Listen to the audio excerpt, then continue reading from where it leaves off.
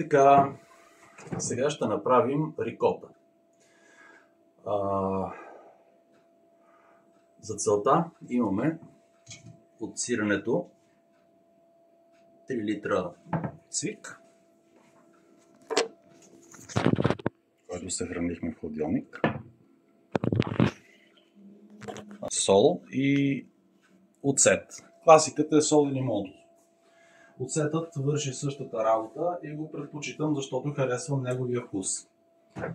Сега ще сложим солта в началото и точно преди да заври, така като е на около 92-95 градуса, ще добавим оцета.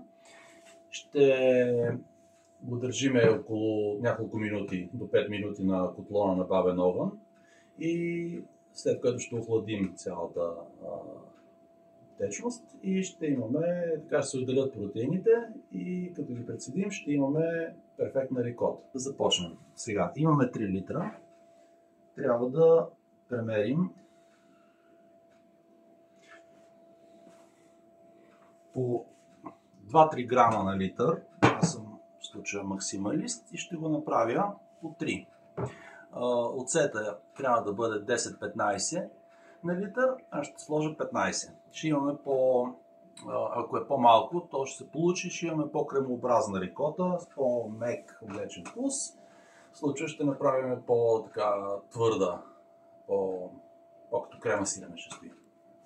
Трябва ни по 3-9 грама сол. Да видим кантара ще го хване ли. До 5 кг ще го хване. Мерваме 3 грама сол.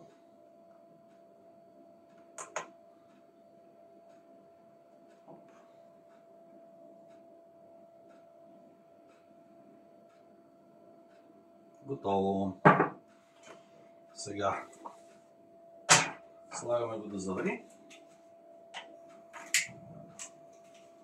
Хубаво да го разбъркваме леко от време на време, защото рикотата, така като се сложи на газовия котлон, по някой път има тенденцията да захване за дъното, така че лекичко следиме процеса с бъркалката.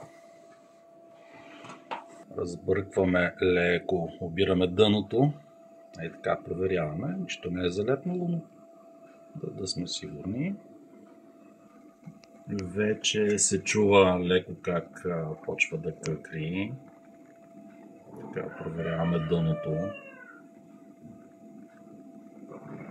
Лекичко. Ето започва да се образуват едни кълбета.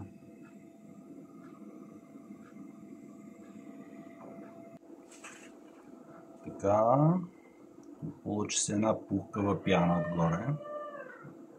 Продължаваме да следим дъното да бъде чисто, защото протеинът много лесно се захваща там.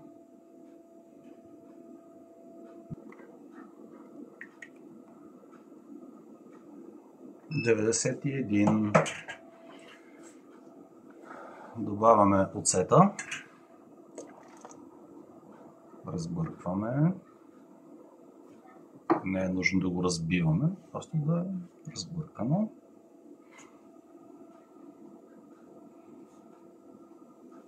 Изчакваме го да завари, да кипне. Това ще стане всеки момент. Контролираме процеса с подаване и отнемане на температурата. Газовият котлон, затова е много удобен. Така хубавичко да се надигне.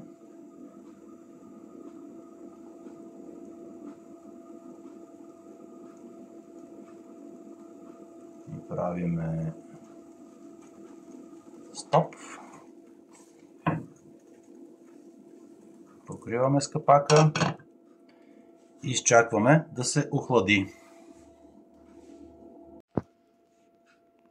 Така, имаме вече охладена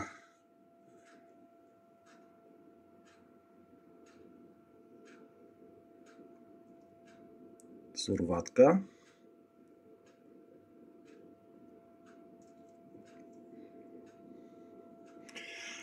Ще я прецедим ето по този начин. Няма да връзвам тензуха, просто съм го сложил върху тенджерата. защото количеството няма да е толкова много и ще се цеди отгоре върху нея.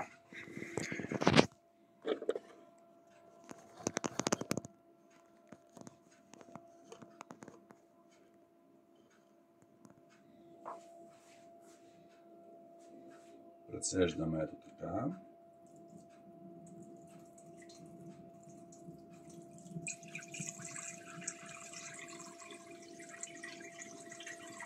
Той е доста ситен, изцежда се бавно, но няма да имаме загуби.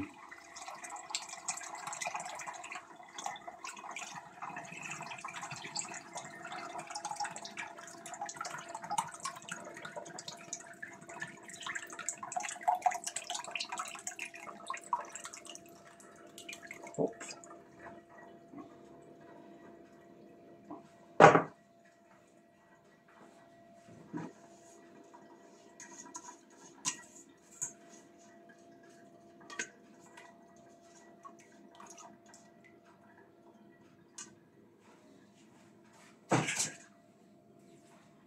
Сега го изчакваме да се отседи.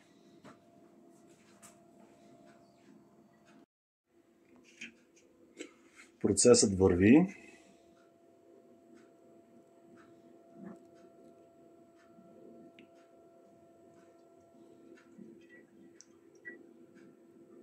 Това е бъдещата рикота. След още много малко ще е готова. До тук се е цедила, има-няма 5 минути. Тя не иска дълго цедене като сиренето. Просто да се дехидратира достатъчно, за да ни харесва.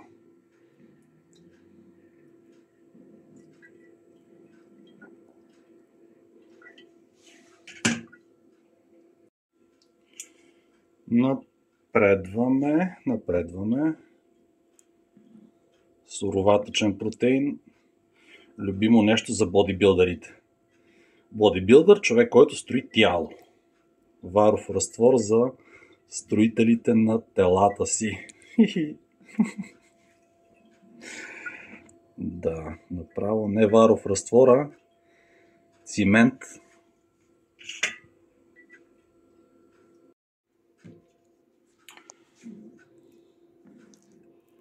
Вече имаме рикота. Ето така. Исках да бъде. Може да я пасираме сега и ще стане много кремообразна. Ако сложим по-малко сол и лимонтово или оцет, може да докараме толкова гладка да стане като маскарпоне, буквално. Сега аз няма да я пасирам, ще оставя така, защото това нещо ще отиде за банички.